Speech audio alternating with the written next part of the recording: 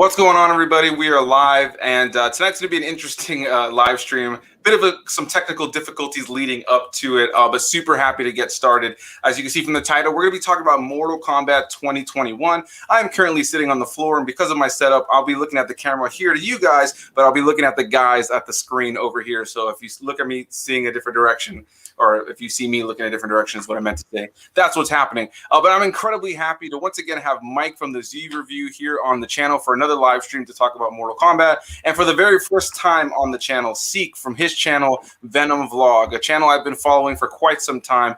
Anything you want to find on his channel about Venom, symbiotes in general, anything Marvel Comics, Transformers, any of that jazz, you can find it over there. And as far as for Mike and the Z Review, of course, as we've talked about here on the channel, anything movie and TV related, as well as Back to the Future. I can't tell if Mike is frozen, but it looks like he might be frozen. Is he frozen on your side, Seek? Yes, he is. But he's looking handsome. He does look good. It was a good freeze frame. I can hear you guys. Oh, okay. Well, we can hear you, but we can't see you. So you gotta love technical difficulties right out of the gate. This has just been a night of technical difficulties. Mortal Kombat just doesn't want us to talk about it. Honestly, what the hell? I literally was having so many issues. I was about to cancel this stream, to be completely honest, because I couldn't get my computer to boot up at all. Like I was texting the guys, and I literally had no chance to do that. Mike, I don't know. Maybe if you want to leave and pop back in. I don't know what's happening, but that's definitely strange. But I don't know what's happening. You gotta love technical difficulties. But like I was just saying, Seek is here on the channel for the very first time.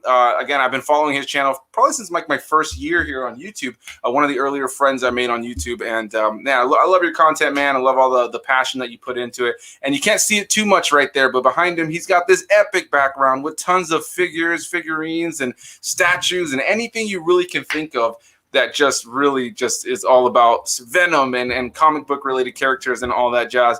He's got tons of stuff going on there. And Mike, it looks like you're good at up and running. So, man, it's just a night of technical difficulties. As I was saying with Mike, he's got tons of stuff on his channel centered primarily on Back to the Future. So if you guys are big Back to the Future fans like he is, definitely go check out his channel. The link to both of their channels are down below, but we're not here to talk about that. We're here to talk about Mortal Kombat 2021. And I figured this would be a really interesting lineup because I am a huge, longtime fan of Mortal Kombat, of the video game series, and I loved the movie. I have my issues with it, but I loved the movie. And I was talking to Seek on Instagram, and he himself as well is a big, longtime fan of the franchise, but was not a huge fan of the film. And Mike hit me up and we were talking about it, and he told me he's not much of a big, fan of the franchise, isn't super familiar. So I figured it'd be nice to have an outside perspective for somebody who's just jumping in, knowing maybe the bare minimum of Mortal Kombat. So I'll go ahead and start off by just saying that like I said, big fan of the franchise, and I like the movie. It has its issues. There's definitely some things I think we'll all agree on, but overall, I found it to be a positive experience, something that I was definitely excited to watch. I've seen it a second time since my first review. So right before this, I watched it a second time, and I can say I still liked it. Some of the negatives definitely were a little bit more obvious to me this time around, but that's what I'll say as far as my first general thoughts of the film. Seek, let's go ahead and hear your first thoughts on the film, man. What did Mortal Kombat 2021 do for you? Well, luckily we recorded my first viewing of it, so we did a live stream when the day it came out, so you can actually see my energy go down as the movie progresses. And so you can watch in real time me just be like at the beginning like yay, and then by the end go turn it off.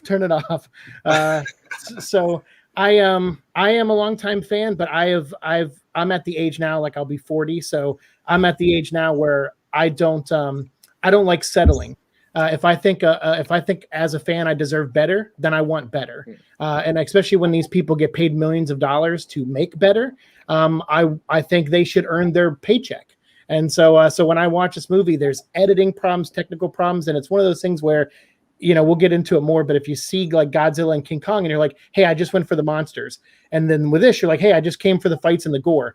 I don't think this movie delivered on that. So I that's why I don't like this movie, is because I think the thing you came for, it didn't even give you that. So, yeah. Gotcha. What about you, Mike? How did this one hit you? And before we get too deep into it, I already know that Seek and I like are big fans of the franchise, so we had different expectations coming into it. But for you, what is your background with the games, or have you already played many of them before going into this, or was this kind of just like your first experience? Yeah, so I know like my older brother is a huge fan of like the original one in '95, I believe. So he knows a lot more than myself. In terms of my experience, more just like playing little bits of the video games, like mainly demos, or you go into like a video game shop and they'll have it like where you could play it, kind of, for example. So I don't know a lot about it, so I was kind of happy that I went into this blindsided, so I didn't have as much expectation, I guess. Um, but being honest, kind of agree with both of you. Like part of it I loved, and then part of it I didn't. So I'm very torn on the movie. Again, I was saying like we'll go further into it, but initial thoughts, it was okay. The fight scenes were pretty good. Gotcha. Yeah, it sounds like we got three very different opinions, and I like that. I'm very excited to get into this. So what I'll start by saying is that first of all, I've talked about it in my recent video that I did for the original films. The first one is like a cheesy good time for me, where it's not like a fantastic film, like there's a lot about it that doesn't work, but it's got, I feel like for the time, I feel like it really emulated what Mortal Kombat was for the time, minus the gore and a lot of elements that definitely make Mortal Kombat a lot better than that movie is. And then Mortal Kombat Annihilation is one of the worst films to probably ever be released in all cinema history. And I think for me, what worked for this movie was I enjoyed the cast members. I enjoyed the performances. I did find that some of the dialogue and some of the performances for some of the just line delivery didn't work for me 100%. But for the most part, I was pleased with that. I think as far as the cinematography goes, minus some of the editing issues, but as far as like the actual shots themselves, a lot of times, the costume design, the actual special effects, I really enjoyed all of that. It was really nice to just see an updated version of this. But I do have to agree with the one thing that Seek said on the first time we talked about it on Instagram was the editing. Man, rewatching it this time around, it's very over edited, and I have to agree with that. As much as I enjoyed the fights, I will say I enjoyed the fights for the most part. A lot of them did feel pretty short and over edited, like you were saying. There's something that I hate nowadays, and I feel like John Wick is one of those movies that kind of helped change things up a little bit, where they maybe started to show studios that like we want to see the wide angle shot of all this action happening, and so to have all these moments where like it's just like punch, cut. Sometimes it was a bit much, and it stood out to me more on the second viewing than it did on the first one. But overall, I will say that the fights for me on an overall delivered. I just couldn't help but feel like, well, by the time it's over on the second viewing, that some of the fights were just like, man, like. Well, I guess my biggest issue with this, right, is like moving forward. It's the struggle with Mortal Kombat because the nature of the games is beating the shit out of each other to the point of just complete and utter demolition. And in the game, you can just restart over and over again and play that same character that you love. But with this one, we get some fan favorite characters taken out without any sort of ability to really give them any sort of character. Reptile being like the first one. Melina's in there. General Roku, like he's literally not even a character in this movie. He's just a dude with a hammer that just kind of like does like hissing sounds at Jax. And I think my biggest issue looking back was like there's just not enough character development, and some of these fights were just over edited. What's the biggest thing that really stood out to you, Seek? Well, yeah, I mean, my first viewing of it, it starts off, and the thing is, I'm like a lot of you guys, like who are hardcore fans of it. Like leading up to the movie, I was reading the interviews and I was checking out, the trailers, and like I was following this big time. I was following the production, the making of it, and they hired this incredible cast of stunt people and martial artists to play these characters. And I'm like, okay, so they're, even if the acting's bad, they got these amazingly talented fighters, but more so than an average actor. So I'm like, okay, so I'm not here for essentially the acting. I'll be here for the fighting. So in the scenes where their acting's not good and the writing's not good, I'm like, okay, I kind of expected this. That's fine. I'll turn a blind eye to it. But still with bad acting and bad writing, you should, as a performer, you should bring some kind of personality to your character.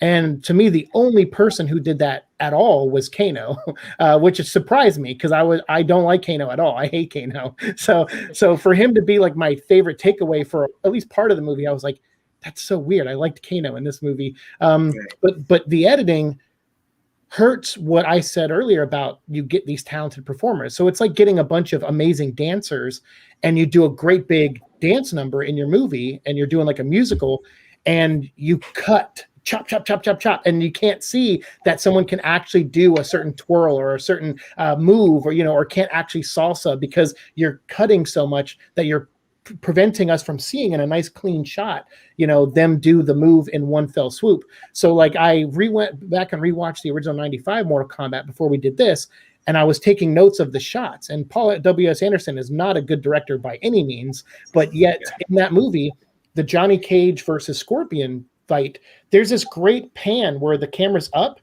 and it's just kind of slowly moving down. And in that time, Johnny and Scorpion throw probably 12 punches each, and they each block, and it's like so well choreographed, and it's one long shot. And then it cuts to another shot where it's like up close and, Johnny Cage gets punched. So they add some of those in there for effect for when the blows land, but for the actual like rhythm and dance of it, they have a nice wide shot. There isn't that one single time in this movie. So in the opening, when Scorpion and Sub-Zero are fighting, and in the end when they're fighting, you have two of the most talented fighters on cinema, modern day and someone who's a little bit more old school, and you have them on screen together, and they're fighting, and it's 1-2 punch, cut, 1-2 punch, cut, 1-2 punch, cut. And I'm like, why is it cutting so much? And they keep cutting to like 6 different angles. So I started counting them. There was like one wide shot up a little higher, one that was like on a dolly that was going around, 4 that were a little bit closer, and they just kept cutting between all 6 of them. And I'm like, so you made these hardworking gentlemen do this fight 6 times, film it from 6 different angles, just so you could have a bunch of coverage to cut to, instead of just having one good shot and having an actual vision. And I think that comes from this director never doing a movie before. So I don't think he had a vision. I just think he was like, let's shoot it from every angle, just so we know we have plenty to edit with. And then the editor was like, let's use it all. And that, I think, is the most obvious, horrific thing this movie does to me. Yeah, I'm glad you brought that up, because Simon McQuoid, I don't really know how to pronounce his name, but the director, I have to say, I was pretty disappointed to see that they would give a movie of this caliber to a director that has not directed a feature-length film like this, and the writer, I believe, only has 1 credit to his name. Like, they only both had 1 credit to their name for the different part that they were on. So to think about like a Mortal Kombat movie being given to a director that only has 1 credit to his name as a director, that for me definitely was apparent. And I think the biggest issue that they made with this movie, like for me, I don't know about you, but like halfway through the movie, I was like, we're not going to see the tournament in this movie. They're really going to go the whole movie without getting to the tournament. And I didn't necessarily mind that, because, it seems like we're going to get more, and hopefully we do, just so that, with hopefully a new creative team. But yeah, I have to agree that, it was definitely over edited. Though I did enjoy certain fights in the movie, there are definitely elements about it that I really did enjoy. And we're going to get into all that in a moment. But I will agree, man, it was just incredibly over edited. What about you, Mike? What is something that really stood out for you as far as this movie? It can be a positive or a negative, or obviously you can just make comments on what we said. Yeah, so a couple of comments, really. So first one that you touched on about Simon McQuoid, the director. I read up that he's only done commercials. So, I mean, he's probably used to like that chopping and editing stuff anyway. But one thing I was surprised at when I actually looked this up was one person who helped produce this film was James Wan. So I was a bit surprised with him helping to produce it. Like, why was he not given the helm to direct it? Yeah. I mean, he's done a lot of creative visions, like, like Aquaman and The Conjuring. Obviously, he's got a wide skill set of what he can deliver. I will agree, like, the choppy shots was very annoying. Like, for me, I love a one take, as like Silk said, or like, for example, like The Haunting of Hill House on Netflix. Like, that's just all one, like, scenes. And, we get that. And like myself, I'm coming accustomed to seeing stuff like that. So especially Mortal Kombat, where it's mainly about the fight, or like Zeke said, like about Godzilla v Kong, you're here for the fights. And I feel like for you guys as fans, it might be a bit more disappointing. I would say for me, it was kind of the lack of character building. Because again, like myself, you guys know these protagonists and villains a lot more than I do. But coming into this, like, so I watched this with my younger brother and my nephew, who, like myself, don't know a lot about Mortal Kombat. So for us, we found it a bit like confusing, a bit choppy, is about like, right, like what was this main story arc, or what are these characters kind of about? Because we learn mostly about Cole, and who I found to be pretty boring. Oh well, he was okay, but it was his family. I was just like for them, which I'll get to in a bit. But yeah, I mean, one of the best scenes that I really loved in this was Lao King's cousin, the one with the like spinny hat. Yeah, Kung Lao. Yeah, Kung Lao, that's the one. Like when he like used his hat as like a buzzsaw chainsaw kind of thing, I thought like that was phenomenal. That was my favorite scene. Yeah, that's definitely a great moment, and one of the more iconic. Like, there's definitely references, and I guess maybe that's something that kind of tickled my fancy a little bit. Was like, there's references to things like that move that he did right there with the hat is like one of his most famous fatalities in the game. And for anybody who doesn't know anything about Mortal Kombat and is just watching this, the fatalities are like, you know, the classic finish him. Once you've depleted the health of your opponent, you're given the chance to put in like a, you know, like a move set really quickly, like kind of like you're just moving your character in a certain way, like up, down, left, right kind of thing, and then maybe a certain button, and you do some sort of just absolutely insane murderous move. And so that's one of Kung Lao's most famous ones. That definitely put a smile on my face to see it. But yeah, you know, that's another thing. Fatalities, like, it's a rated R movie. I feel like it could have gone way further. We hardly got that many fatalities. There wasn't nearly, like, you know, like, it's definitely bloodier than the 95 version, which has almost no blood in it at all. But man, like, for a franchise built around brutality, like absolutely and utter brutality, this was still incredibly tame. Like, even with a girl being completely sawed in half and Goro being sliced into bits, it was so tame still. Like, it just couldn't help but feel like that could have been a lot stronger. But if I really look at the movie overall, I really enjoyed the setup of Scorpion and Sub-Zero's narrative. Anybody who's familiar with the game franchise knows that story. We've seen it told better. But I will say that I enjoyed the setup. I enjoyed the actors that we had in these scenes. And again, I enjoyed the cinematography, the color palette of everything, the costume design. The costume design had my eye the whole time. Like, I just love that kind of stuff as a fan of just like, you know, like, one of my favorite things in the world, everybody knows, is Star Wars, and that's always been heavy on costume design. I love going to conventions and seeing people create these incredible costumes. So when I watch a movie, costume design just pulls me right into it. And so Mortal Kombat had that for me. So it was great to just see those elements. I will say I found it to be pretty funny that you have Scorpion and Sub-Zero at different points of the movie, most of the time speaking, you know, Chinese or Japanese. Literally a point where Sub-Zero and Scorpion don't make Scorpion makes a reference to the fact that he doesn't even know what Sub-Zero's saying at the beginning of the movie, but then they both speak English at different points, you know what I mean? And then specifically Scorpion, who doesn't speak English at all in the whole movie, says it just one time for the classic "get over here," which is like, okay, like, does he really know what he just said? But all right, I guess they teach English in hell. What were you gonna say? They teach English in hell. Right, they teach English in hell, and it's the only thing he chose to say instead of speaking to Cole. So let's talk about Cole real quick. A character created for this movie, Mike. You maybe didn't know this, but Cole is not a character from the video game. So a lot of people had a controversial kind of a feeling about that. I personally liked Cole. I thought Louis Tan gave a good performance for what he was given, but I don't think he was given much. I actually thought to myself halfway through the movie, it's almost as if Cole Young isn't even the main character of the movie. Like, you know what I mean? Like, he's kind of like the audience's way in, but I don't think they gave, like you mentioned earlier, Mike, they didn't give the movie enough character development. I said it in my review for the movie. I felt like it was like I was bringing more to the movie than the movie was actually offering. As far as the story. So let's talk about Cole Young really quickly. Well, what did you think about him, Because I can see there that you don't seem like you were much of a fan of Louis Tan in this film. No, he's the worst actor in this movie, in my opinion. But I don't mean to be harsh on him. Like you said, it could be. I mean, the script was obviously bad, and it could be some of the direction. You know, I feel like a lot of times and real quick to go back, you said about characters, like, yeah, we're fans of this. So when they mentioned Lin Kuei and Shiro Ryu and stuff, we know more about what that is in the opening scene, but someone like Mike won't. So like, so to have like a tease at things like that for fans is great, but it doesn't explain it to new fans. So if you're going to have a character like Cole, it's like, fine. I heard the director say, yeah, we wanted a new character because almost every other Mortal Kombat game adds new characters. So we thought the movie should add a new character. I'm like, that's a good rationale. I like that.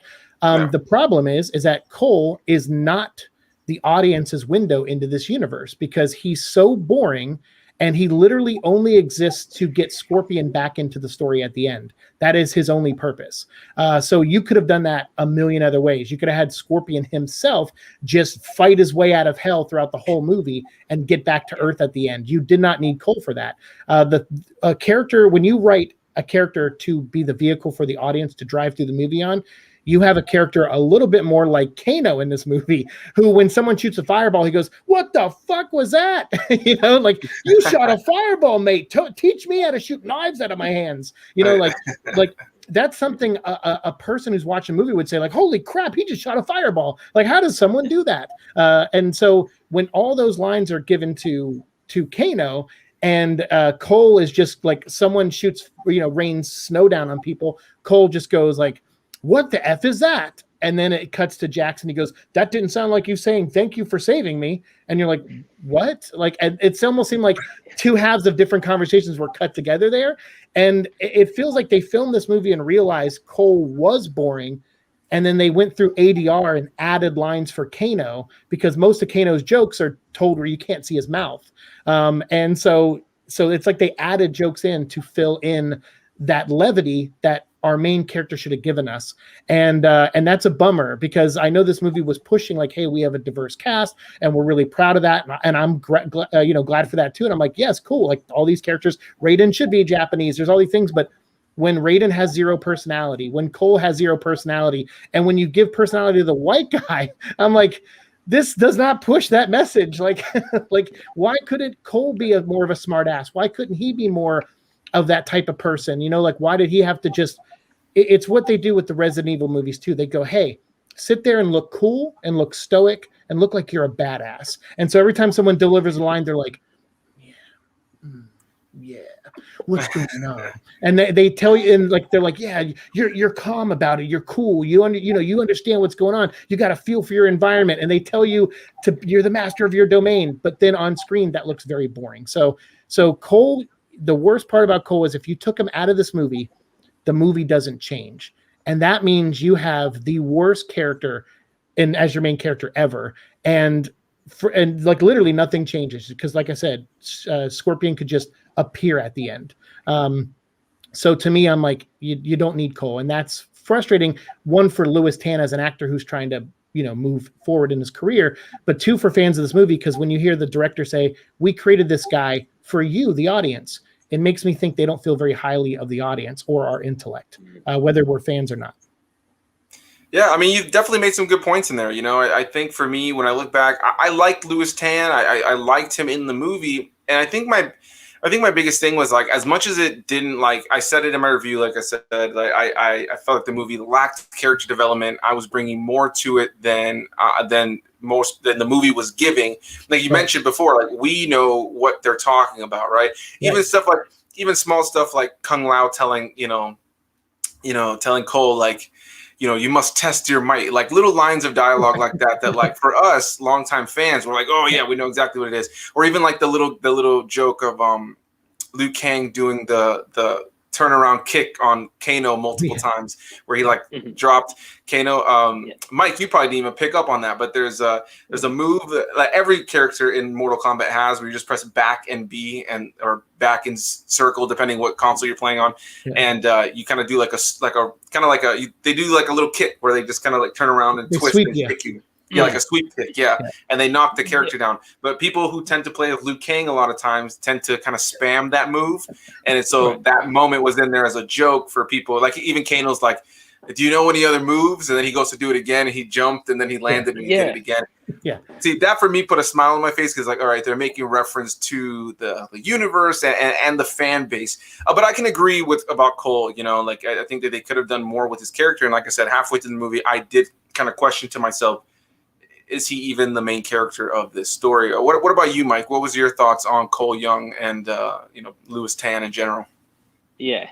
He sucked. and it's a shame because as Seiko was saying, like this guy, as I read up, he's like only been on like Wu Assassins, so he's familiar with that kind of like martial arts theme of that TV show. I'm assuming I've never seen it, but I just felt like throughout this movie there was nothing to really support him with. Like he didn't have an interesting backstory.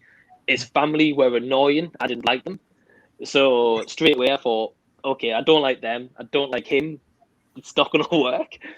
And like, yeah, as Zeke was saying, a good point was like when we see Scorpio, we see him in hell.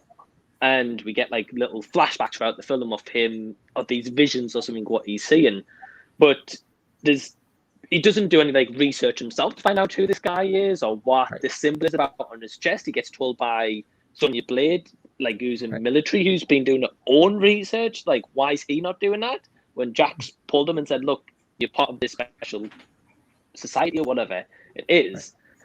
And yeah, I just felt like he was kind of just lost in the shuffle. His character wasn't interesting. I mean, for me, what I felt might have been a bit better for him, like we see in the first like 7 minutes with Scorpio's backstory of his family getting murdered in this like temple, beautiful setting, by the way. And I loved like the blood splashing on the leaves. It's like that thing ended. Absolutely fantastic. I felt like if Cole's family, for example, or like his wife, maybe died, previously, maybe due to an illness or, whatever the backstory they wanted to go in, at least you would have like, I don't know, her dying wish could have been, you want you to be the best fighter you could be. Give him the inspiration, because especially in the cage fighting, he was losing every fight. I was like, this guy's a loser.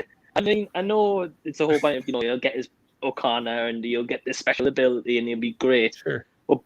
But there was just nothing interesting for me to root for this character throughout the entire film. So every time he was on, I was like, please skip to like Liu Kang or someone else. So yeah, I just felt like he wasn't great. You hit something really well there. You said it.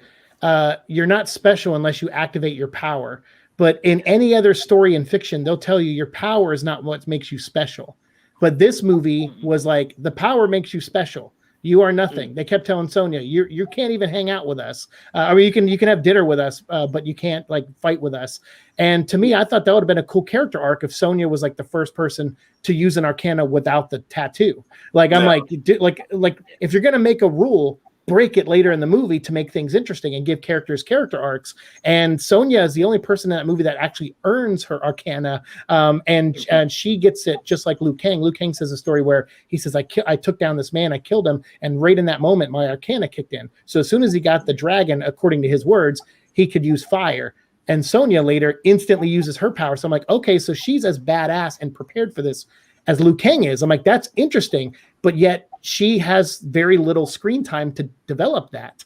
So it's one of those things where they wanted to, like Resident Evil movie, let's throw in Commander Raiko or whatever and Natara, and let's throw in these characters just to kill them so that way we can get the gore in there.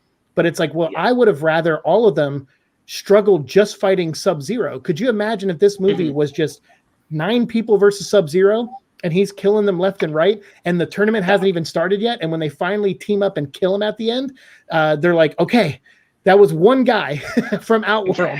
Now we got to go into a tournament where there's going to be 50 of him, 50 different people on his level. To me, that would have made it more scary and more intense and more cool, I think. Yeah, I definitely have to agree. I think that, we're making definitely some big points here. And I think at the end of the day, I enjoyed the film, but it's 100% flawed, right? Like even now talking about it, like I recognize the flaws, right? But watching it, I was entertained, and I think that's what it really comes down to. And I think for me, right, it's like this is what we got, and for me, it leaves things off in such an exciting place. The search for Johnny Cage and hopefully the rest of these other really popular characters. We still have a huge roster of Mortal Kombat characters that can appear in the future. And I really do hope more than anything. I guess the question I'll ask you guys is, with what we got and the way that it's set up for a sequel, do you think if we get a stronger director and stronger writer with these characters, same actors, and what we have set up, that this trilogy that they apparently have planned can be a lot better than this film? Or do you think that this is just setting up these films to just be crap? Mike, you go first. Yeah. Well, what I read up after watching the movie, so apparently the second one's going to be a tournament setting, and then the third one's going to be post-tournament. So I don't know if they're kind of going to keep the fatalities for that tournament setting. But well, I would hope so. I'll real quick. I will say I will hope so, because the tournament is what I think everybody who walked into this movie as a Mortal Kombat fan expected to see the tournament in this movie, because that's what it's all about. Anyway, continue with what you're saying. Fatalities have to happen. They have to happen. Yeah. No, I agree. Yeah, I mean, they've got to have that fatalities and, definitely kill the villains or heroes off, whatever they're going to do. I think sometimes with this film, when I watched it, it kind of just felt like one of those where we get nowadays, where this film was purposely made to get a sequel. Mm-hmm. And it's a shame, because like you guys are more Mortal Kombat fans than I am. Like this film, like with the choppy editing and everything like that, like I don't see why they didn't make this like a 3-hour movie, because fans probably would have appreciated that more character development, more story arc. So I mean, imagine if they do the tournament in the next sequel and it's like an 1.5-hour movie. It's not going to be any fights, or you're going to get very chopped down fights. Yeah. So it depends how they kind of approach that, I would say. I definitely want to see more Sub-Zero, though. Like, he is my favorite. He's awesome. But yeah, kind of just to kind of wrap up the question. Yeah, I would love to see 4 sequels. I think if they're going to bring back Simon McQuaid, or Quaid, whatever his name is, I think they definitely need to have a sit down with him and say, like, look, this worked well in the first movie. This didn't work well. What's your ideas going forward? And if he doesn't produce them, sack the guy. I'm sure there's like a million other men or women out there waiting for that opportunity, and probably maybe more fans than he actually is, to do that fan service as well. For sure. What about you, Psych? I said Psych. Seek. I would say, well, first of all, the tease at the end with Johnny Cage was just salt in the wound, and I really hated that, because I'm like, oh, great. So I had to watch this whole movie with this boring ass character just so he can tease a much cooler, better character for the next movie. I was like, fuck you, movie. So that upset me. I was like, I'd rather them not tease jack shit at the end of this movie and just end it.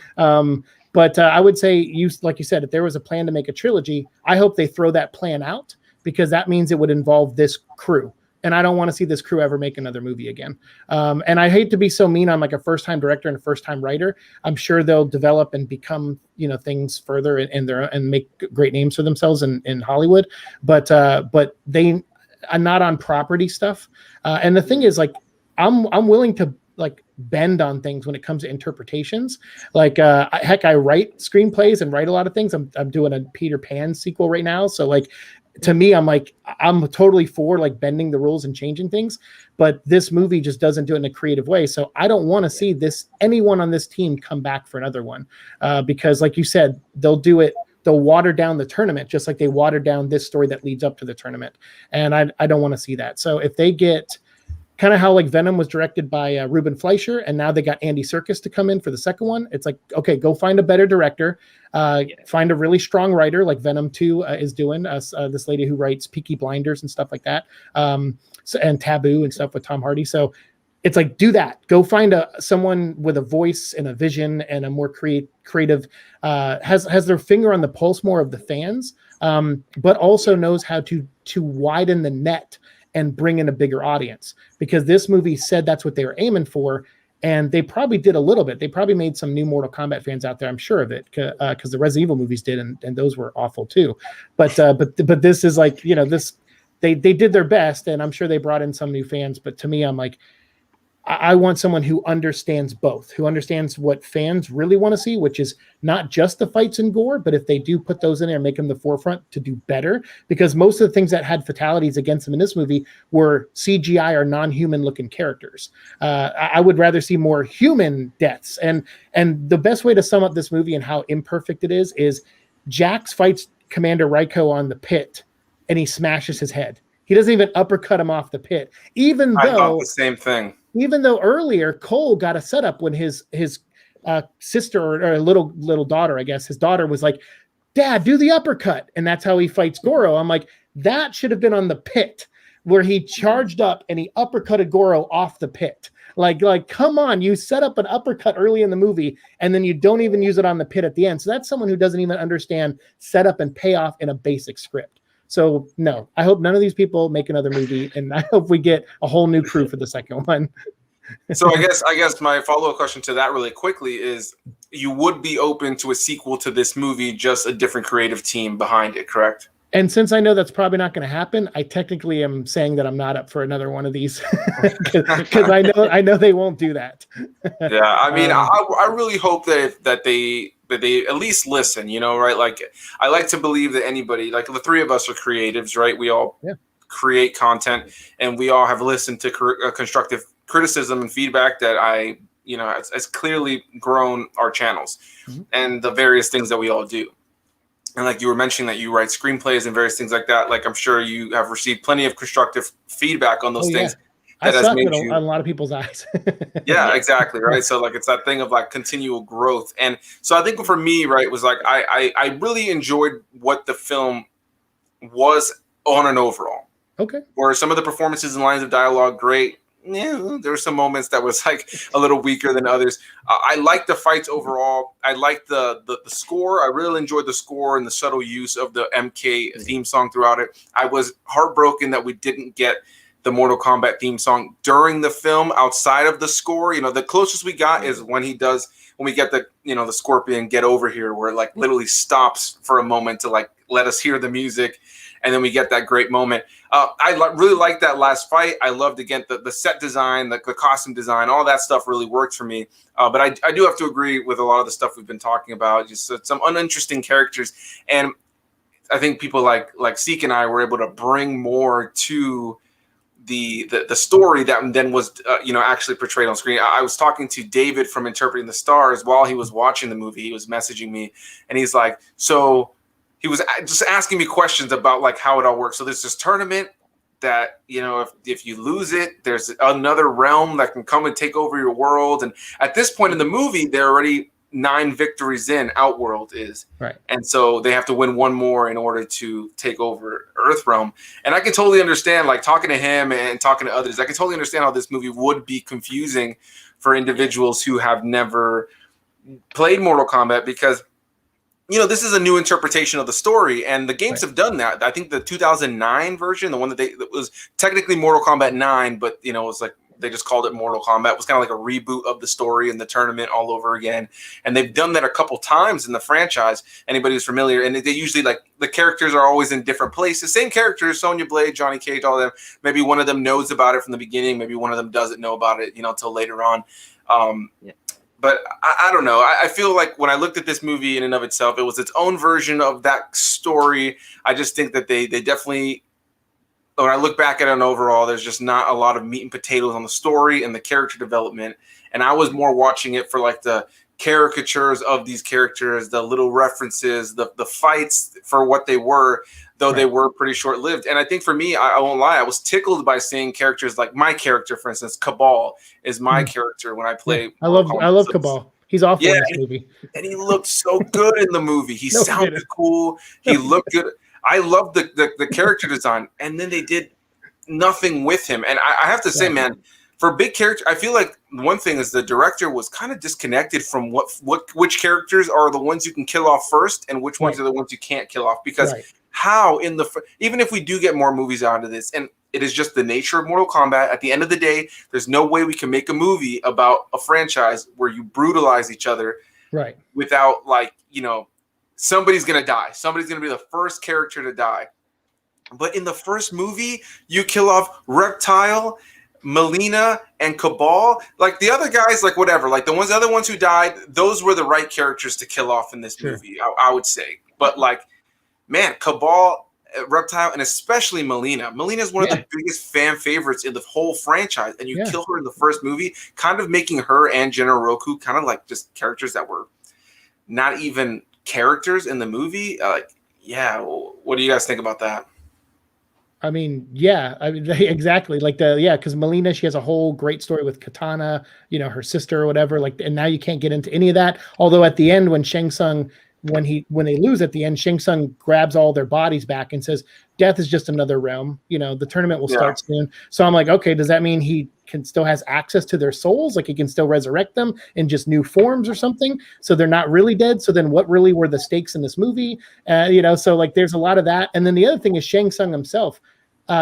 He had no personality. He doesn't shapeshift once in this movie. And I'm like, if you want to turn Kano bad, why didn't you shapeshift into like a pile of money or something? Like, or just use your power to deceive Kano. Like, so the movie should have been Shang Tsung and maybe Melina and Sub-Zero, just the three of them, just using their abilities to get at each of these characters. I would have started this movie and it just says like, the year 1017 and show a tournament and show someone get killed. And then like 30 seconds later, show 1117 and just jump 100 years to where you get to like 1917 and you see Nightwolf get killed, as by Shang Tsung. And you just see Shang Tsung open the movie with like a 6-minute scene of him just killing everyone over the course of 1,000 years, winning every tournament. And then you get to now and you're like, okay, shit, I'm scared of Shang Tsung. This movie, the whole movie didn't even set up me being afraid of him. So I think every character was a letdown in this movie to me in a lot of ways. And that's a bummer. So you're right. I think he had a checklist of like, who are fan favorites? Let's put them in here, but we'll kill them because there are other fan favorites. And it's like, yeah, but there's a couple of them you shouldn't have killed, man.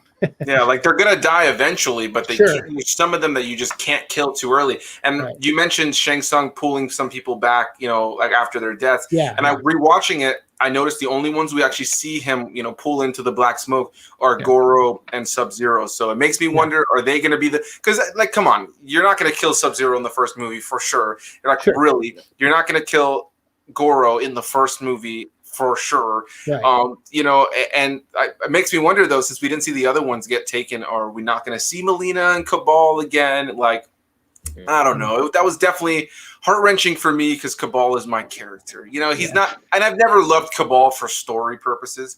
He's just fucking badass, man. And like, you killed him off so quick. And I like the screen time he had. I like that relationship between him and Kano, like that kind of like just scumbag vibe. You know what I mean? Like, I've always liked that kind of, I don't know, bro. I fucking hate like what they did with Cabal in this movie. But we've been talking about a lot of the negatives. So let's paint with a little positivity here. Mike, give me what were some of your favorite elements of this movie? Maybe your favorite fight in the movie, something that made you think, okay, I'm all in this moment. Yeah.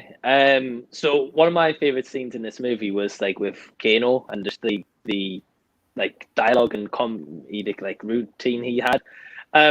I would say the best scene with the comedic action was when he was actually learning his power and like that dinner scene when they're like kind of ripping into each other.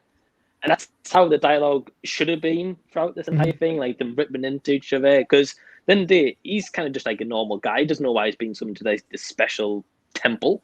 I know he just goes along for kind of like the money, or the $3 million, whatever. But, like him or like, as Zeke said about like Cole should have been kind of just a bit more, having fun as such. So I would say kind of like favorite scenes, definitely the Scorpion and Sub-Zero fight at the end. Just them two though, not Cole. And just as you mentioned, like the get over here line, I was just like, because even I know from in the game that said, and I was like, awesome. I was just really happy that they referenced it.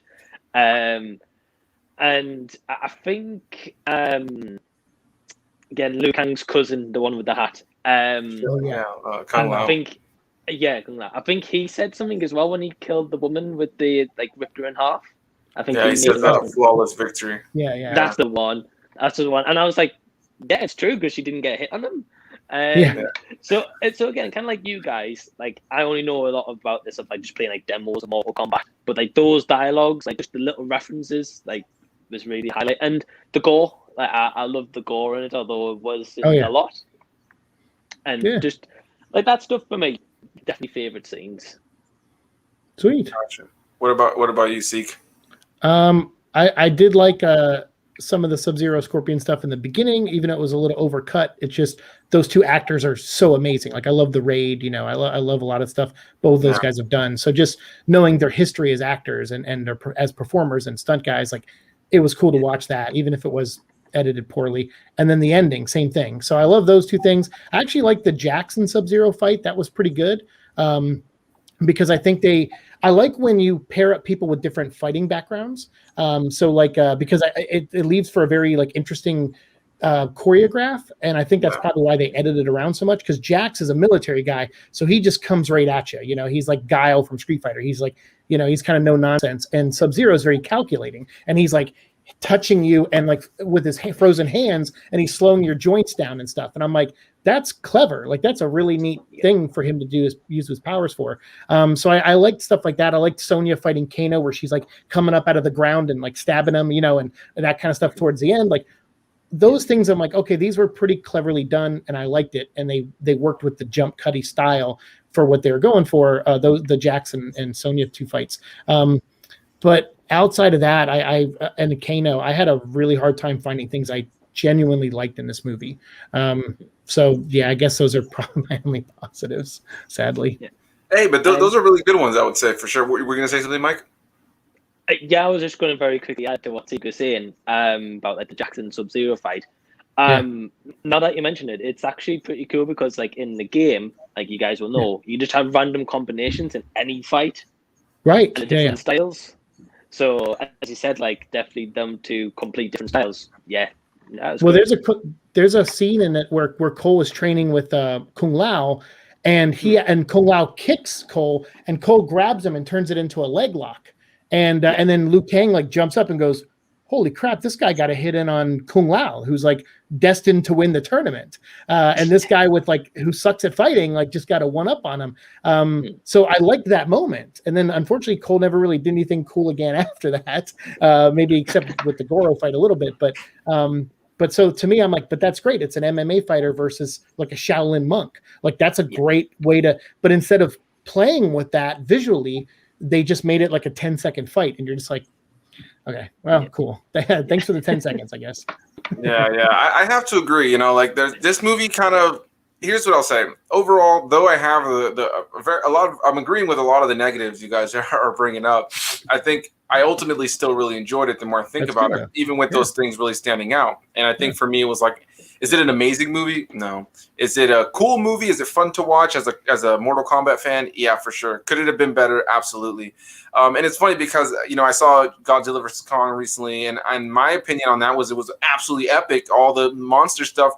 But I just feel like we're in this modern age where like that excuse of a weak story, but we're here for the fights, isn't really much of an argument anymore. You know what I mean? We deserve better. We deserve better as fans. I'm tired of settling with these filmmakers and these studio executives who don't have their finger on the pulse of not just, like I said, not even just fandoms, but just like you owe it to your audience who likes movies to give them a better story. So don't fill it with fan service. I feel like they have a checkbox and they want to see this, this, and this. So just make sure those three things are in there, and the rest will just kind of fall into place. And it's like, I'm tired of being okay with that. We deserve better. It's like being an employee at a job where the boss constantly harangues you for things you don't really do wrong. And you just kind of go, well, that's the job. You know, I got to pay my dues. It's like, no, fuck that. We pay our dues when we pay our $20 to see these movies. So like, that's it. That's the only due I want to pay. I don't want to pay losing my time and feeling and regretting my time being spent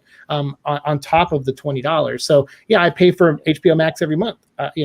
I want my money's worth, you know? Yeah. I mean, you definitely bring up a valid point. And, you were talking about Shang Tsung earlier, and I definitely want to make note about the fact that, the actor who played Shang Tsung in this movie, he was just not given. I don't know what direction he was given, but he was very bland. And compared to the actor who played, now Mike, you may not know this, but the actor who plays Shang Tsung in the original Mortal Kombat was top 2, if not top best thing in that movie. Like he is okay. great. Like he just he knows what movie he's in. He leans into this over the top sorcerer role, the very exaggerated facial expressions, and the actor is like that. Like if you see him in other stuff, he is already kind of like that. But like he brought this theatrical, like very sinister element to his character. And you know, it's funny you mentioned how you would have started the movie, Seek.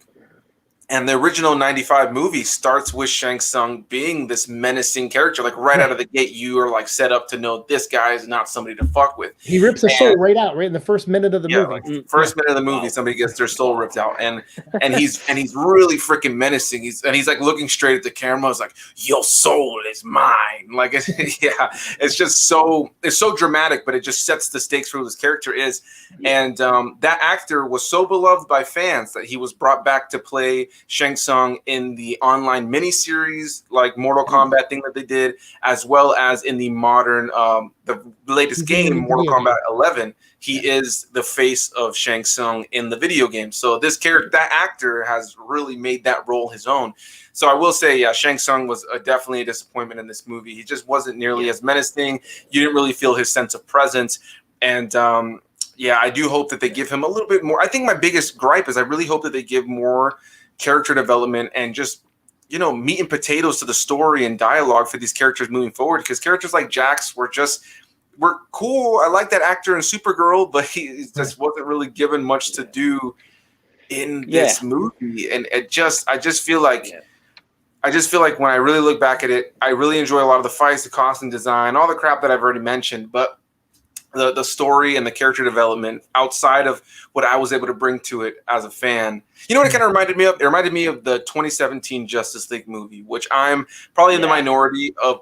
I didn't hate that movie. I liked it for what it was when it came out. The Snyder cut is a billion times better, but that movie has so little character development for a lot of the characters that myself, there was little lines of dialogue where they try to kind of fill in a little bit of information.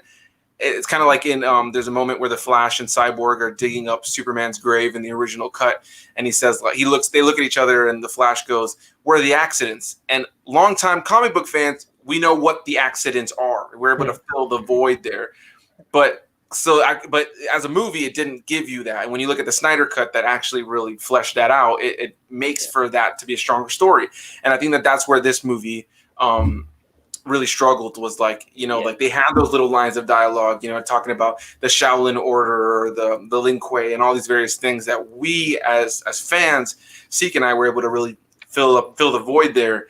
But I guess I can see how for somebody like me, I was able to just be like, okay, I liked what I got. It wasn't amazing, but I look forward to the future. But then, I totally understand Seek's position of just like, that didn't, even with that, it didn't do it for me. And then you have Mike, who's like, I don't know what the hell's going on. Well, you could follow the movie. I knew Mike could follow the movie because it's bland, right? Like Mike was probably never lost. He probably just like anyone else was just wanted more. Like he's like, you have an hour and 50 minutes is a long time to write characters and story. And this movie pissed that whole hour and 50 minutes away. So I'm sure Mike just wanted to be closer to our level when he walked out of this movie. That's what this movie should have done. So when you say, oh, I hope in the next movie they flesh people out more, they do this, it's like, but that's what this movie was supposed to do. For sure. This movie was supposed to set all that up so that when we get to the tournament, we can just watch mindless fighting for 2 hours. And now we have to get more character development, that should have been done in this movie in the next movie. And it's like, whereas this movie should have set that up so well that in the next movie you could bring in 3 or 4 new characters and follow their stories, and we are all still on the same page with these characters. And so poor Mike over here who's like, hey, I would like to know more about Mortal Kombat. He watches this movie and goes, I'm cool. I don't need to know more about Mortal Kombat. I guess I have to follow that up real quick, Mike, because I know I want to hear what you have to say, but I do have to follow up another question as you're answering what you're going to answer. Like, did you feel, Mike, at all while you were watching this? Or I guess the question just flat out is, what do you feel like? Do you feel like you understand the stakes of like what's really happening with the tournament and like the various realms, and like do you feel like the film explained that well enough for you? No. That sucks. Yeah. So kind of just to make a couple of comments on a couple of things you guys have said. So especially one with Zeke, mentioned about the kind of like treating us like we're idiots, like in these movie productions. They are like, they treat us like we're dumb. I mean, as you mentioned, Anthony, like, about Justice League 2017, like these directors are shooting these films and they've got all this unedited footage. It clearly goes to show, like, us fans, we watched a 4-hour take of Justice League. We're happy to watch a 3-hour Mortal Kombat movie. It's going to give us more background and more characterization and stuff like that. Like, I would far rather watch that, as he said, like an hour and 50, where it's just wasted at points.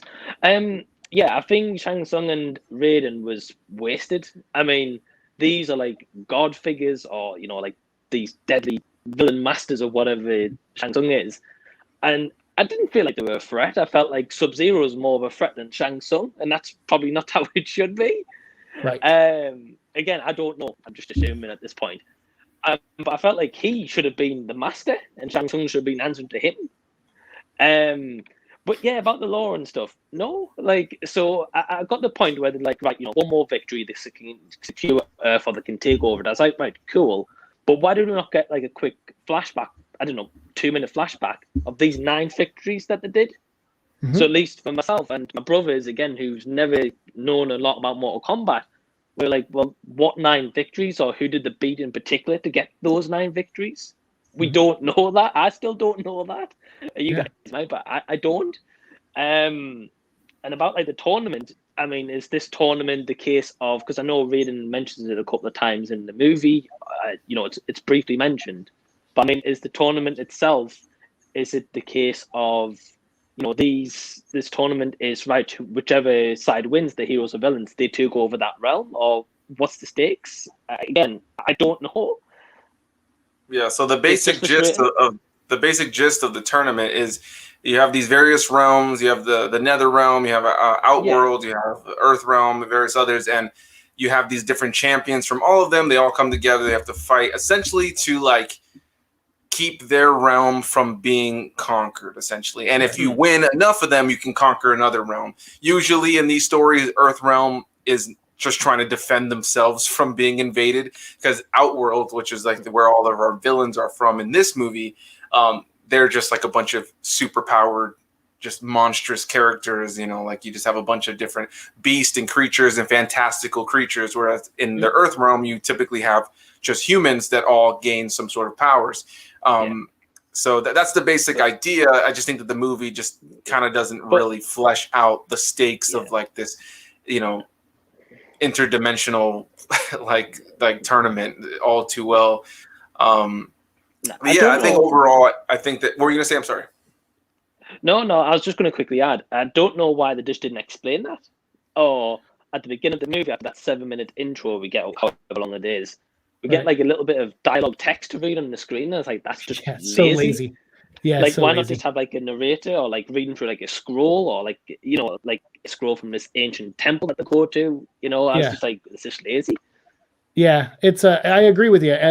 Everything in this movie, I feel, is lazy on some level. Like I said, the editing feels very lazy. The some of the even though some of the shots look nice, the locations were really lazy. And like Outworld, like that look. I'm not afraid of Outworld. Outworld, when they show 4 shots of Outworld, and it's just desert. Yeah, there's nothing in it. Maybe one statue in the distance, and you see people in chains, in robes, walking around, and everyone's walking like 10 miles to get somewhere. I'm just like, I ain't afraid of Outworld. I'm afraid of going there because that means my fat ass has to walk everywhere.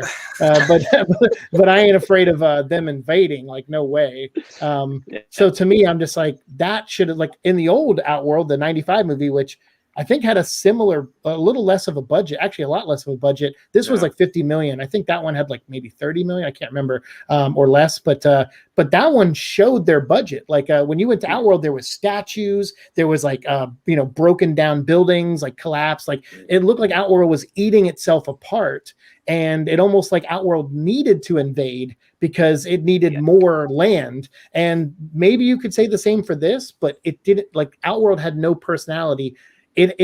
Outworld's visuals matched almost every character's mental personality in this movie. It was just flat land. And I was just like, okay, it was like a brain without wrinkles. I was like, okay, cool. Awesome. Yeah. So yeah, I feel like what you said about laziness, like that text crawl at the beginning pissed me off so much. And then it says like, what's important now before we get to the tournament. So the story of this movie was we gotta Shang Tsung has to prevent the prophecy of Hanzo's bloodline entering the tournament. And so really all they had to do was they would just had to kill Cole so that he wouldn't enter the tournament, but they didn't really know who Cole was.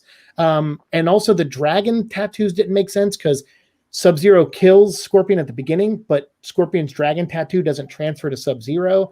So like the rules, like I said, it's like they were like, oh, the rule works here. And then if you point out, well, hey, but how come it didn't work there? And they go, you know, so the thing is, as someone, like I said, who's been in these rooms and written stuff and worked with people and you brainstorm, no matter what you're trying to execute with your movie, if you're just trying to add violence to get those fans in or this, you still have those conversations of what works in the movie. But like most creative endeavors nowadays, they don't care about that. They just go, we got to make it. We got to keep the rights to it. You know, we can't let this movie slip into another studio. God forbid we let Disney own this, you know, or whatever, which would be awesome if Disney owned Mortal Kombat. But yeah, it's like we can't let Ryan Reynolds buy this property, like whatever. Like we got to make it ourselves.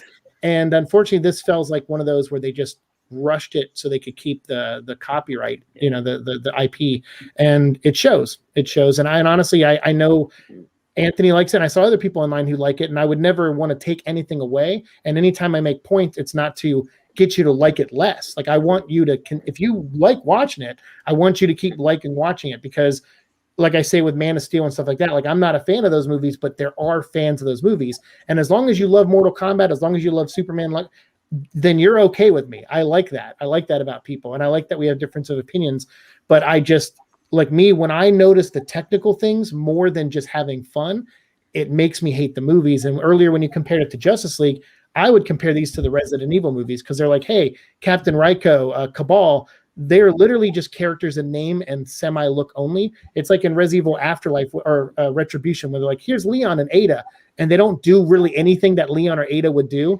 They just look like Leon and Ada, and you're just like, okay, and they have like 2 lines of dialogue, and you're like, okay. So, and that's what this movie was. It was like, hey, everyone's just, don't they look like the part? And it's like, but that's not going to, you're not going to trick me that you put in any work into this movie, because like, and I hate to say that because I know people work hard to make movies, but I feel like they could have worked harder to make this movie. Yeah, I think that's the thing, right? It's like the story and the character development definitely lacked. But like you said, like people work hard on these movies. And I think that's why I'm able to, like anybody who watches my channel knows that I'm a bit of a more positive movie reviewer than most people, because I really try my best not to trash on movies. And that's not to say that you are, man. Because, and you mentioned about that you never want to take that enjoyment away from somebody like me. And I think that's what I love about discussing movies with you, whether it's in the comment section or in Instagram, which is what prompted me to be like, hey, let me get Seek in here to talk about this, because we've always had this this cool ability to just kind of talk about stuff, and whether we like it or don't like it.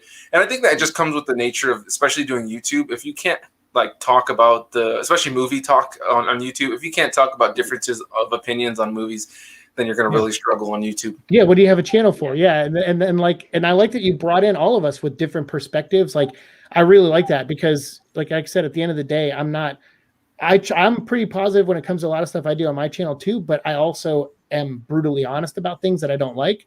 And but like I say, I always follow up by saying, but if you like it, tell me in the comments. Like I want to hear, because that's how I learn. Like, you know, I don't want to just like I can't write if I put myself in a bubble of surrounded by personalities that are just like mine and opinions that are just like mine. I like hearing other people's opinions, and they go, oh, well, he still enjoyed that despite this and this. So that story captured something that I missed that he sees. And it helps me, you know, widen my perspective. So like to me, I think Bruce Lee said it best. It was like, always be a student, you know, like never be the master, like always be the student. So I like learning even at 40 years old. I want to constantly learn. So I appreciate you bringing me here, man. This was a blast. Like you guys are awesome.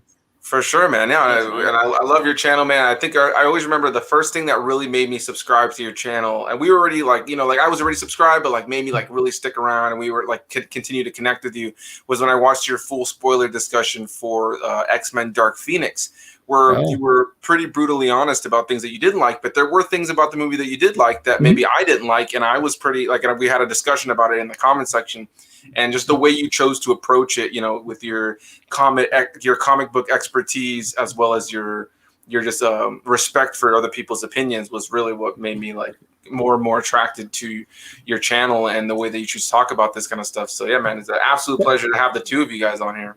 Well, that's nice of you to say. That was a specific. That's funny. That was specifically because the reason I was nicer on the things I liked on that one is because I had seen the previous cut of that. I remember that. Yeah. Yeah. So I knew what was changed and I knew what was better, and so I was able to have that perspective of like, oh, well, I like these things because these were better than the version I saw before. For those that don't know, every X-Men movie since. Was it Days of Future Past? Maybe it was before that one. Every single one of them I had seen early, like really early, and had given feedback on almost all of them. And same with some of the Transformer movies. So that's like for all of the good it does sometimes. But yeah, it was. So I sometimes when I review movies, I have to be careful because I'm like, oh, I've seen a previous cut of this. But luckily at that point, Disney owned that, and so I was kind of like free to talk about the two versions. I was like, whew, all right, cool. Yeah. Well, that's awesome, man. No, that's super, super cool. And yeah, it's been a blast talking to you guys about this. So looking at the time, I definitely don't want to hold you guys for too much longer, but I'm having a lot of fun. Some things I wanted to mention really quickly though was like you mentioned how you wish the movie would have started. We talked about that briefly a second ago. And one of the things that you mentioned was it would have been cool to have seen like Shang Tsung killing some of these people. Mike, you may not be able to relate to this one too much, but there were a couple of characters that were mentioned in the movie that seemed like they were never going to see them on screen because they were kind of thrown as past characters. There's a couple. There's a moment where when Sonya was first meeting Cole, where she's explaining everything and she's showing that room of all the stuff he has. We see like an image of Nightwolf. It's like the Indian guy with like the black makeup on. You know, he's a character from the game. It seems like he's a character of the past in this story. We probably won't see him. Liu Kang very briefly mentions his master Bo Rai Cho, which is I've always loved that character. He's like he does the drunken style, and in the games you can actually pull out like the jug and drink more, and he gets more drunk, and the more drunk he gets, the better he gets. So there are these characters that we probably will never see in this iteration because they've kind of already written them in the past. So that's a bit of a bummer. But before we do wrap this up, moving forward, if we do get another movie, and Mike, I want to start with you. What's something you absolutely want to see moving forward in the next movie? Something that for you would make you come back for the third movie. What's something that you definitely absolutely do not want to see? And I'll ask this question to two of you guys. Is there a character that was in this movie that if you can completely erase from future installments, which one would it be? Go ahead, Mike. Let's hear what you got to say. Yeah, I would love for if this movie was to be a sequel, which to be fair, I think it's already kind of breaking records as it is, at least in the 3 days it's been out. So it's probably going to get a sequel. Just to go all out. If it wants to take itself seriously, then do so. If it wants to be daft, then be that. But just like if it's going to do a tournament, just make it where it's just all out, as you mentioned, like the brutality, the blood, the fatalities, whatever they're going to do, and maybe do it less about the human character Cole and his family, because I mean, as we've learned from Godzilla v Kong, we don't care about the humans unless you give them a good story. We're there just to see, like, especially you guys are there to see more like homage to the actual series and stuff. So I would just love to see like a good fight, and again, just explain very quickly at the film the purpose of the tournament and why they're having this tournament as well. Because until tonight, from what you guys have said, I wouldn't have personally known about that as such. And to kind of answer the question about which character, Cole, unless to actually make him a bit better, I wouldn't really want to see him again because I didn't feel like he added a lot to it, being honest. Yeah, once Johnny Cage is brought in, Cole, we don't need Cole. We don't need Cole at all. And that sucks to say because I think Louis Tan is a great guy, and I've seen him in interviews and I've seen him in other things, and I know he's talented, but this movie was just not a good representation of like what he's capable of, and I think that's a disservice to him from the writing and directing of this, directors of this movie. I think that the crew didn't do him any favors, and they didn't. Typically, when you direct a movie, I know it's like this guy had not a lot of experience before, but then a producer needs to step in, and or like, Ed Boon or someone needs to come to set and just talk to him and be like, let's find a character within you. Let's find out who Cole is and let's work it out and let's have you represent that on screen. But that aside, I would say what I'd like to see in the next movie is they hint at a little bit in this movie. There's a scene where when they're putting Jax's arms on, they just put these little things in the bottom parts of where his arm is separated, and they mention like that technology comes from another realm.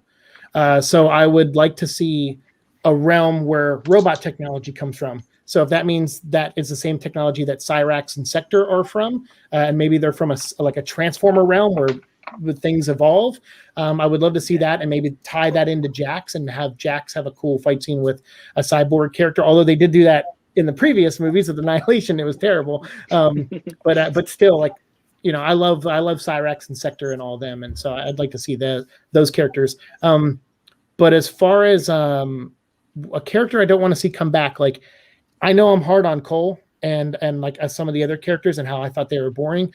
So really, to me, the only reason for that is the writers and director. So I would say I don't want them to come back in the sequel. Like all the characters, I think the potential is there for any character, no matter how bad, to be better. So I don't want to take it out on the characters. So I would like to take it out on the people who made these characters. And I think those people, they need to go find their voices and make some indie films and then come back to franchise stuff later. But this was too big for them too soon. And Greg Russo, the guy who wrote this, he also wrote a Resident Evil script a couple years ago, and luckily they scrapped it for this new version that's coming out. So we'll see if that was a mistake or not. But I'm after seeing this, I'm glad he did not write Resident Evil also, because that's my favorite video game. So don't bring them back. All the characters can come back. Just put them in the hands of better and more creative people. Gotcha. Well, one other thing I want to talk about, because you talked about Cyrax and those various other characters. One thing that for me is like they still have a huge laundry list of characters that they can choose from, like so many. And so characters that I'm super bummed that we didn't get to see Reptile become his ninja form. Like that's something I would have loved to have seen. I'm really bummed that Melina was taken out so early.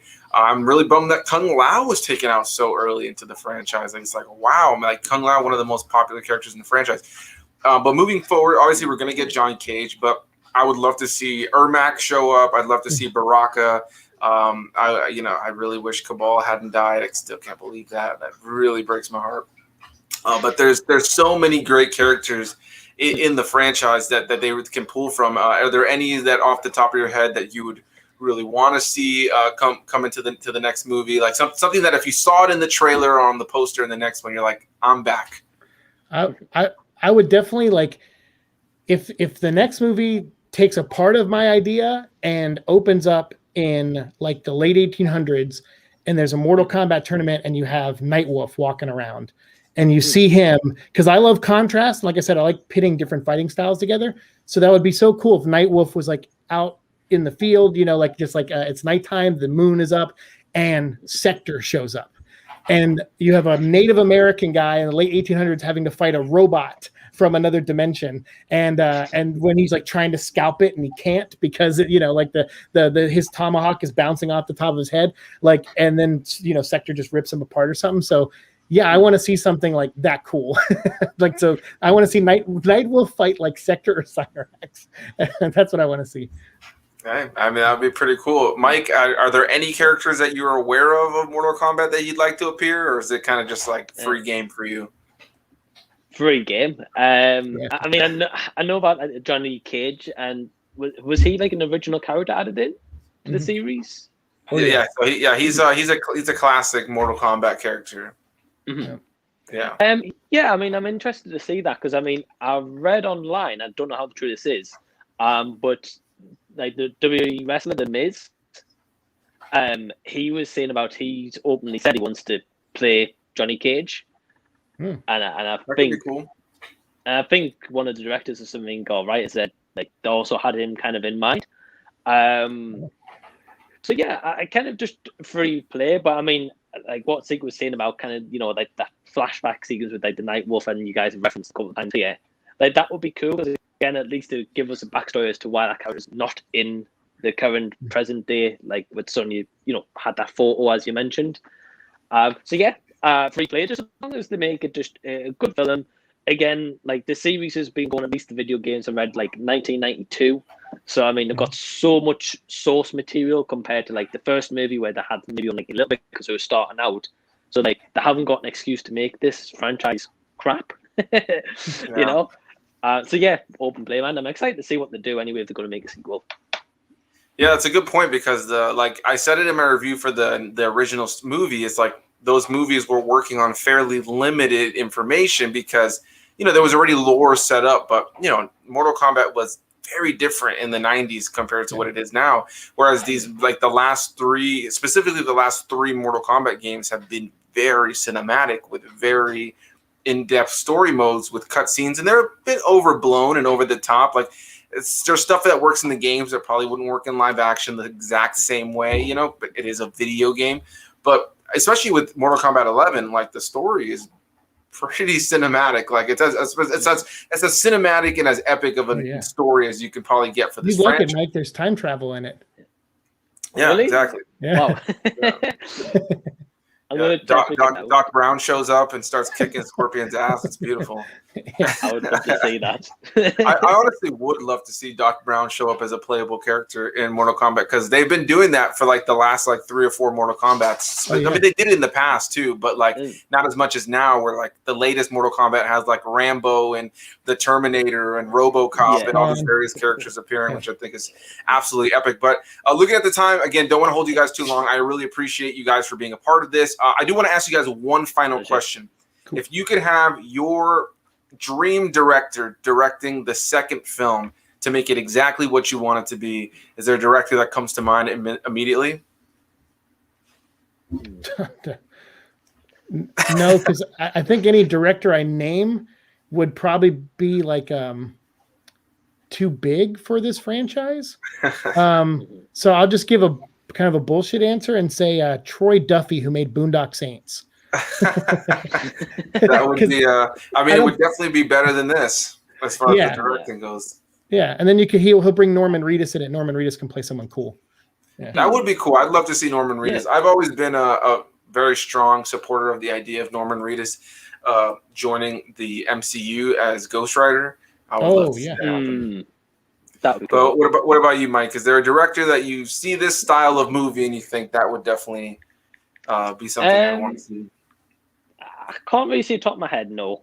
But as I mentioned earlier in the discussion, about like James Wan being like part of producing on this team. Again, like he created like this fantastic world with Aquaman, with what he was given, especially as he's known for horror. So if he's known to do that for like a superhero movie, why was he not given the helm of this one? And I think he was at one point. He was the director of this, and he had to step down because of scheduling conflicts. So he stayed on as a producer, but I think a producer is in name only because I don't feel his thumbprint on this movie at all. Not at all. I thought the exact same thing. I when I was watching, I was like, man, wasn't James Wan involved in this? Like it could have been better. Even though I liked the movie, I couldn't help but feel like, man, if James Wan was a little bit more involved from beginning to end, that this could have been a lot stronger. So yeah, that's definitely a good one.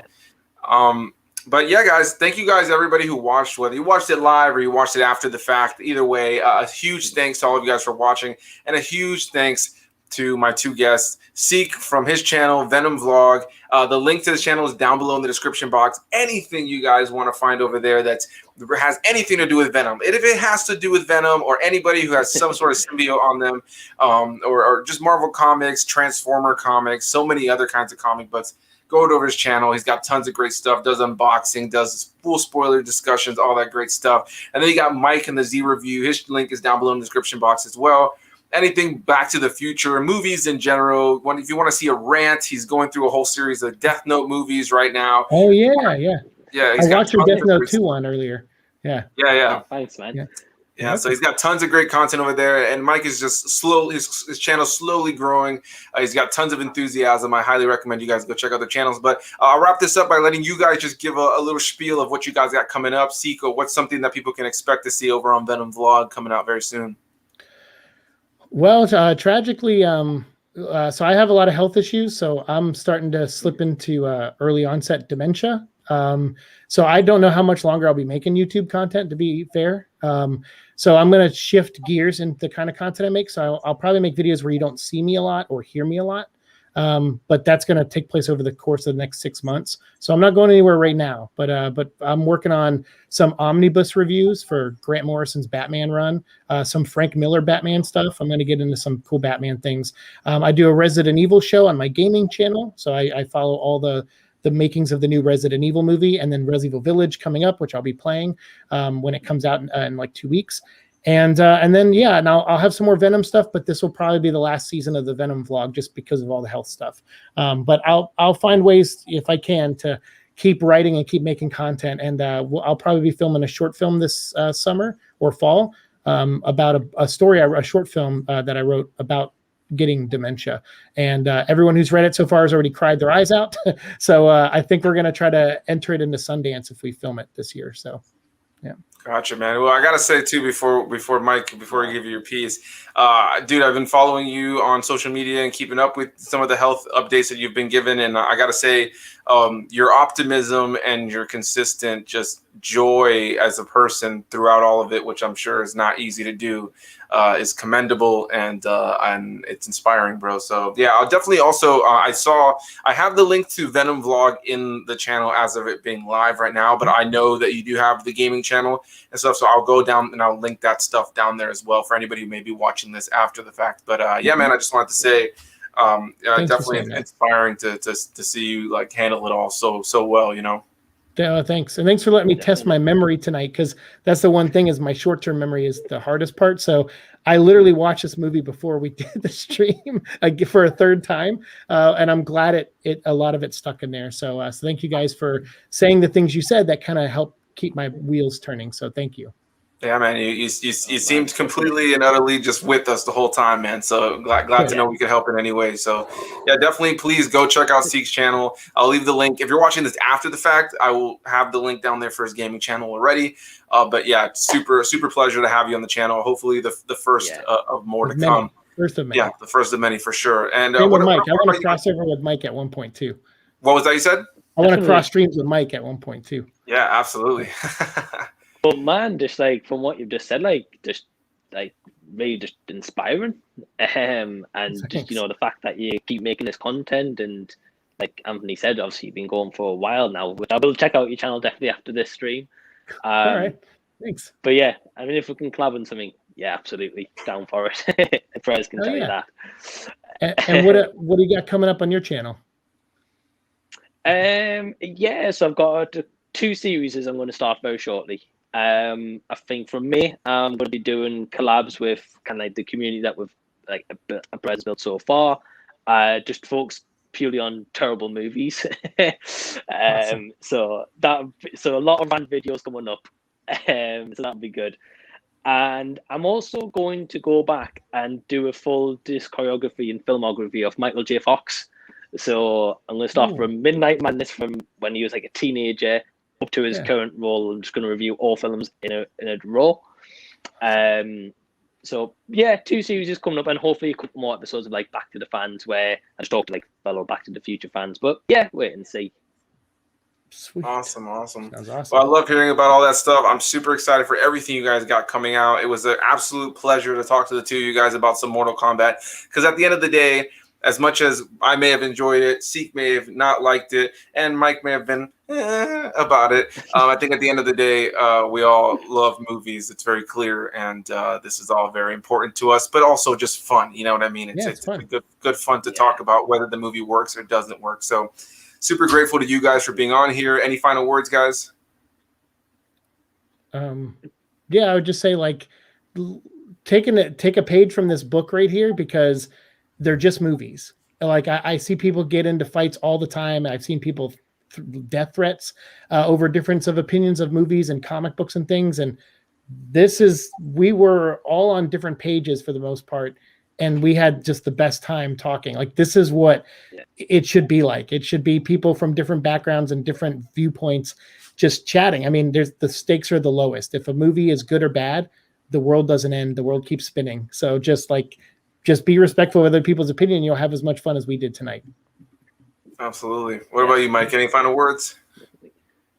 Well, just thanks so much, firstly, man, for having me back on another live stream. Just so much fun, and meeting Zeke for the first time, and it's just like these live streams have just helped me a lot, and you've helped me a lot with my channel, and getting to know other people, and getting collabs and stuff like that. So yeah, just thanks a lot, guys. It's been a blast. Sweet. It's worth staying up to 4:30 in the morning here in the UK. So yeah, get some sleep. Yeah, definitely appreciate you being up at this hour. Yeah. So I'll go ahead and wrap it up with that. Thank you guys, everybody, for watching. The links to their channels are down below in the description box. Go give them some love. Let them know I sent you. And yeah, we'll see you guys in the next one. All right. Bye-bye. Bye.